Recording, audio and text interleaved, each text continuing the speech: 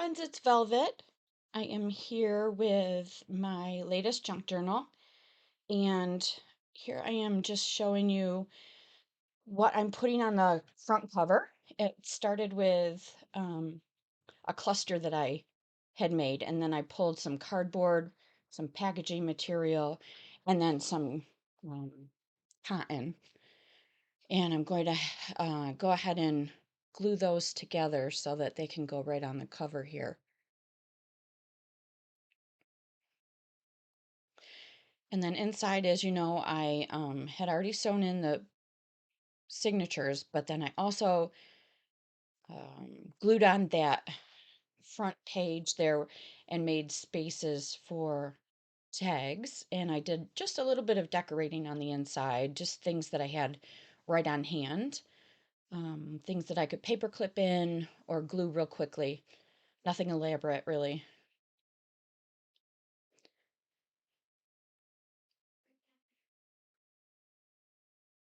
This is just how it turned out, as you're turning the pages. This one has like a secret little tuck there where I put some music paper.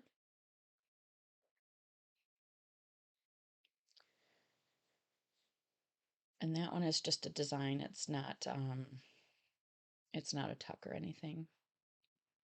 I really love how these pages turned out. They're so different from one another. And here's like a file folder kind of thing where I put a little pocket in there as well.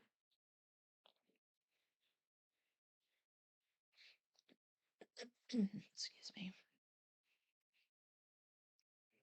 This is just a little kind of fabric and paper flip that I did.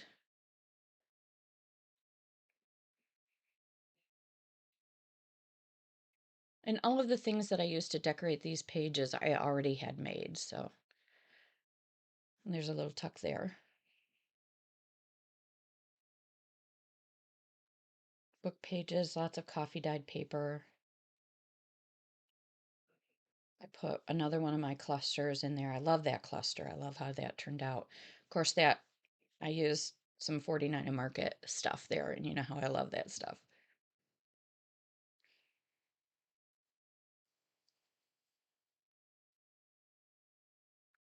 And then I put that crepe paper stuff that's real thick on the back there, and the glue held it. So I made two pockets out of it. Trying to figure out how I'm going to decorate it here.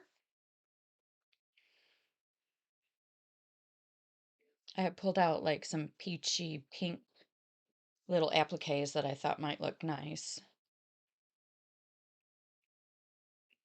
All right, so I guess let's glue these things together. I'm doing this voiceover several days after doing the actual video, and I can't recall if I used the glue gun or if I used Fabri-Tac to attach these. They do basically the same thing. So, oh, I'll bet you anything I'm plugging in the glue gun. Maybe not. I don't remember. Look at my messy desk. I just cannot keep this thing clean at all. I just keep pulling stuff out and putting it on the surface, and it stays. There is my head. I grabbed some washi tape, I think, to decorate the cluster that's going on top of this stuff.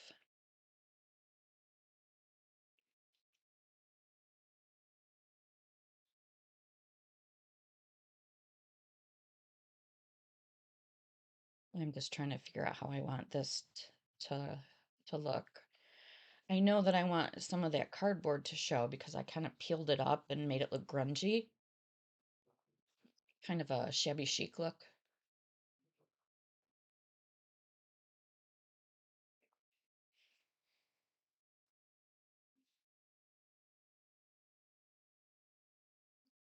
So I decided to crisscross staple that little piece of ribbon, that velvet ribbon. Just a little bit extra texture and interest.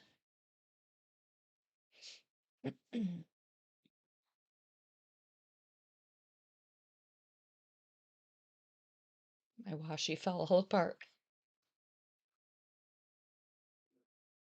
but of course it did.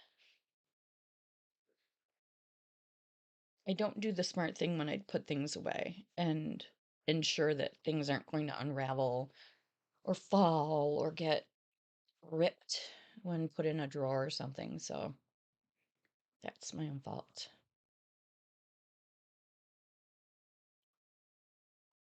And then I was figuring out where I wanted to put this washi. I think it's going up on the top left, if I'm not mistaken. This book is actually done now and already on my Etsy. You'll see that in future videos.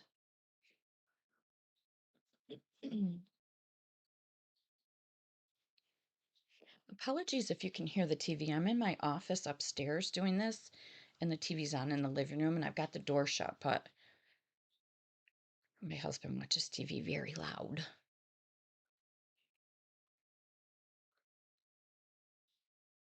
Look at that. I used the glue gun. I thought I had. I like to use the glue gun for covers. I just feel like I trust it more. And since it dries so fast, I know instantly whether or not it's going to work. So if it doesn't keep the stuff, I can go back immediately and use a different glue if I need to.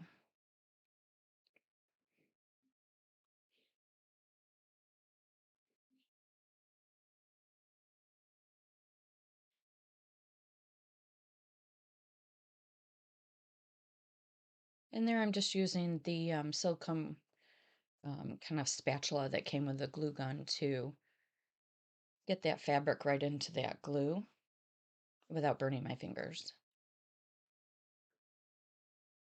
Given what a klutz I am, I'm surprised I haven't ever burned my fingers bad. There's always the first time, though.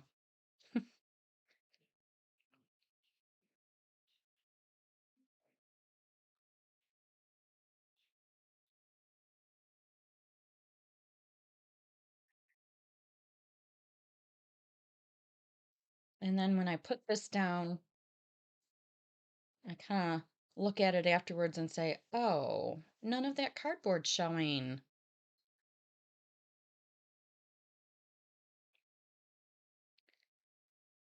And there will come a point when I rectify that situation.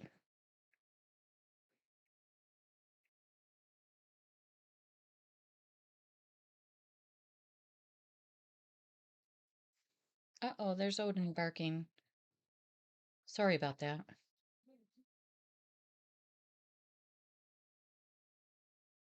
Odin is doing very well with his training. We've had two visits now from the trainer, and he's really picking up on the command to stop doing what he's doing. And we have some other tools too, and Baxter's picking up on it as well, which is really nice. Now here's where I discover that I've covered up the cardboard. What can I do? What can I do? I know. I'm going to cut some of this fabric. However, with a bum left hand, it's easier said than done. And in no way would I take it to my husband and say, can you rip this? God only knows what would happen to this project if I asked him to help do something with it. It'd probably be ripped to shreds, and who knows, maybe it'd look good. Oh, I'm struggling here. I just don't have the grip in my left hand that I'm used to, and it's very frustrating for me.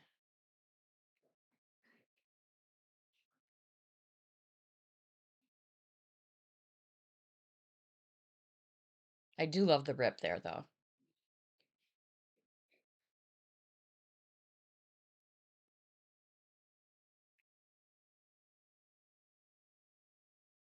I really love a grunge look, but I have a hard time making an entire grunge book. Um, And I like the shabby chic look. It's not something that I would use in my decor, but I love when other people do.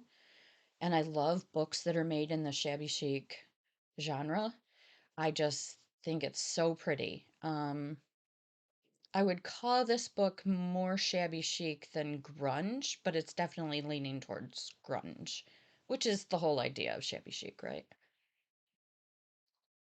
Vintage things that are ripped up and fraying and tattered. So here I'm just rubbing the back of the page to make sure that the glue has held the cardboard cluster down.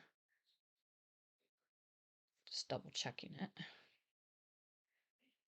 And now I'm just looking to see if that's really how I want it to look. And I realize that I really want that top to rip as well.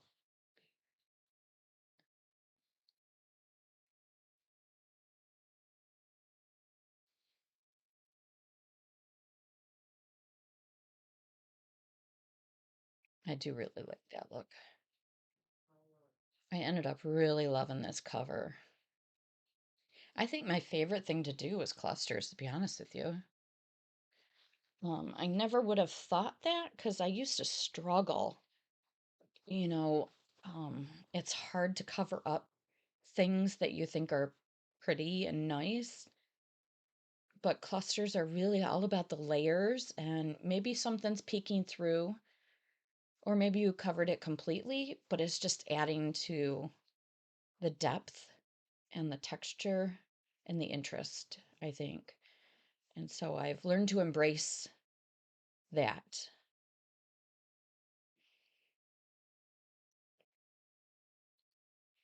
I hear I'm trying to decide if I wanted to cut that or glue that down. And I decided to cut and rip it so that we could see a little bit more of that cardboard. I love working with cardboard. I really do. It gives you such a solid base um, without being super heavy, and you get that the brown, the neutral color that I personally find gorgeous.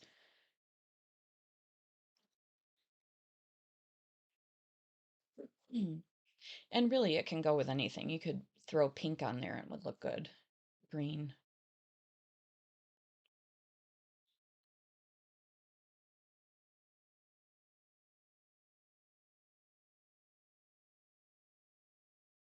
Feel like originally I was going to put a pocket on that letter that I've got glued down with the two tags, the one that's up and the one that's to the left, slid in on the left.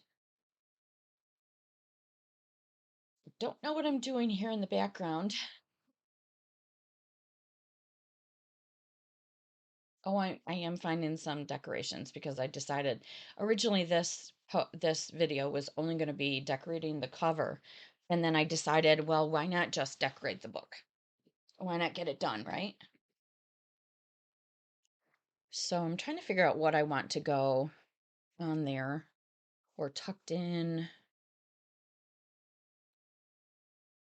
I have the book in this room with me, but I'm going to surprise myself with the video because I don't remember what comes next.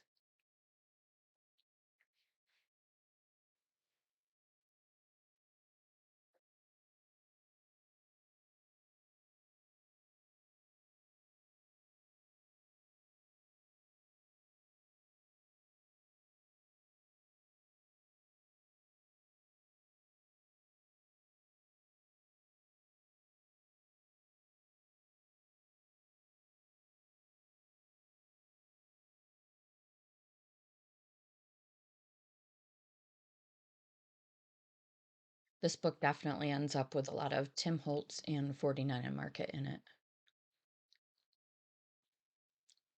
Two of my faves.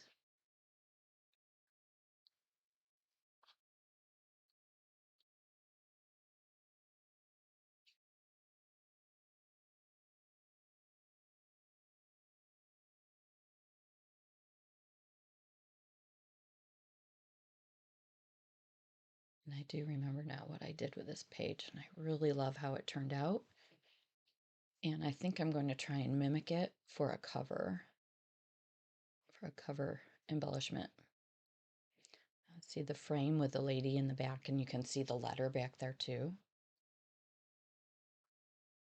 I'm just wondering how busy I want it to look.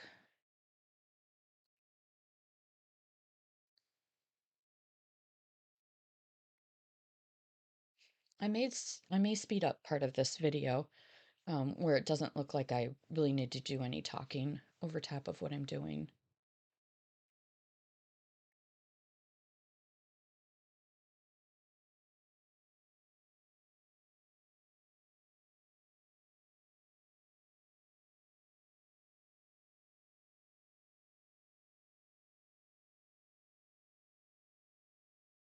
Sorry for making you watch me um, ink up the edges of this stuff. Obviously, I wasn't prepared. I mean, I think I end up using a lot of stuff for my stash, but there definitely are some, a few new things in here.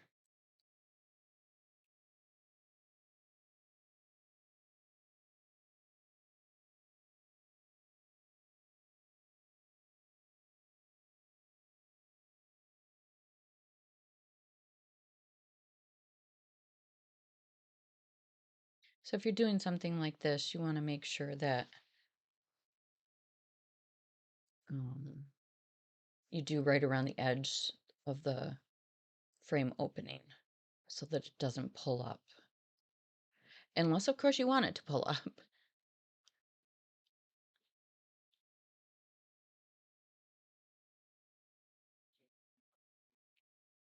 Definitely like that look. And that's Tim Holtz stuff. I would buy that packet again. If I remember, I'll try and link to which package of Tim Holtz stuff that is. Because it's got some really nice stuff in it.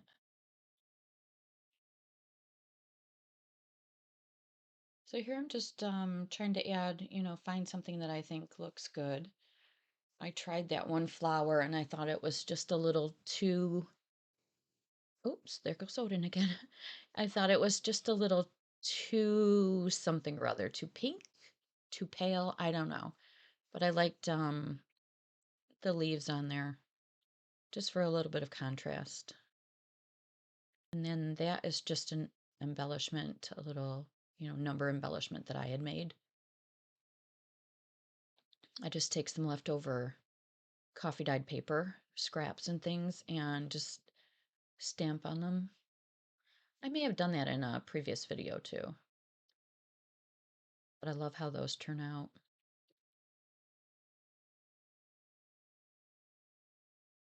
I love inked edges.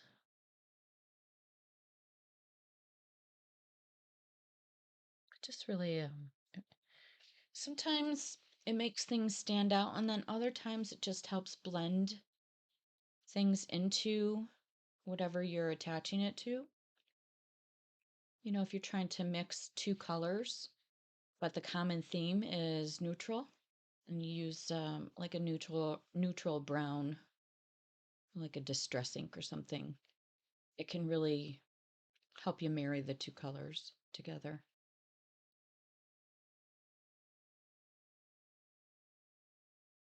There's the one thing that I don't like about the hot glue. All those little strings you get.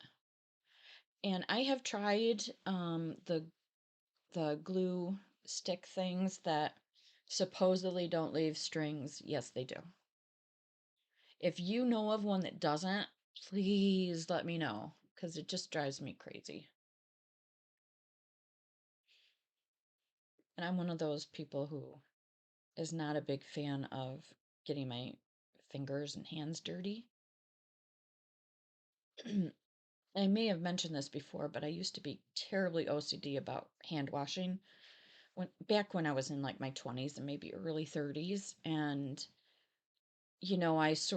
I was able to get myself out of that habit because my knuckles would bleed and stuff. So now getting my hands super dirty means washing my hands more. All right, so we're flipping to the back now and trying to figure out how we're going to decorate this pocket that we put in there. I love that it stuck really well. And now, a week or so after this is all done, it's still stuck. So it worked really, really well. I'm pretty sure I used Fabri-Tac for that. And of course, the crepe paper is really thick and very stretchy too. So I'm sure that helped, to keep it down. So here I'm just trying to decide how to decorate that little tiny front part. And I end up doing something a little different than I don't usually do. You'll see in just a minute. This is more Tim Holtz stuff, like journal cards. So I put that there, not really thinking too much about it, but I was like, oh, that kind of looks cool there, doesn't it?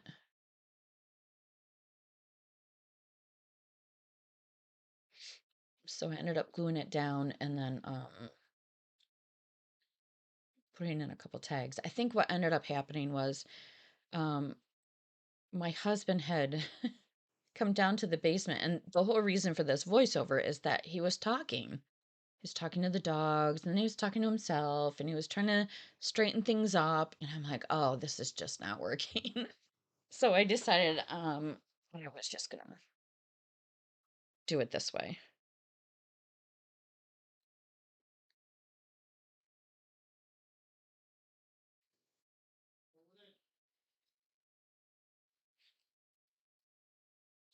Mm.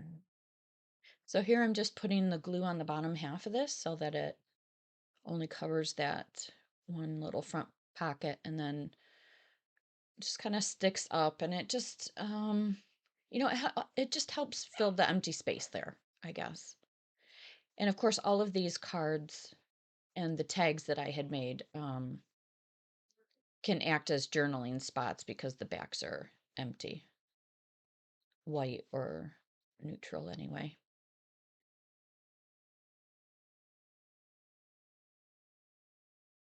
These are some of the decoupage tags that I had made in a previous video with the napkins, and I didn't really decorate them, but I just love how they turn out.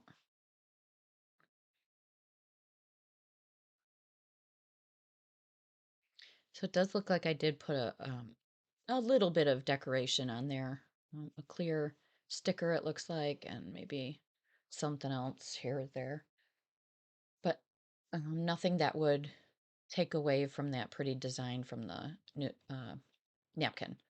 I've got to do more with my napkins. I have an entire file cabinet drawer full of napkins.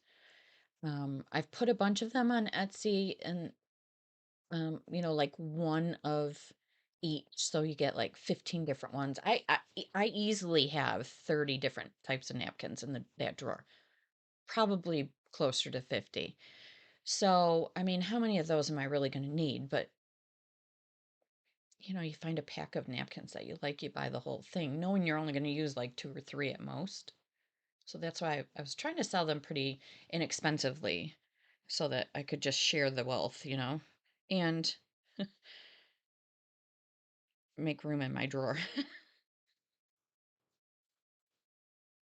Odin's having a fit in the living room.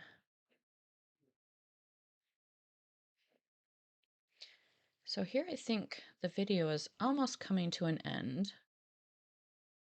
So I will bid you a fond farewell. Thank you so much for stopping by, hitting like and subscribing. I do appreciate that. And I do appreciate your comments too. If you have suggestions or need to know more about something, please, by all means, leave me a comment. I do appreciate it.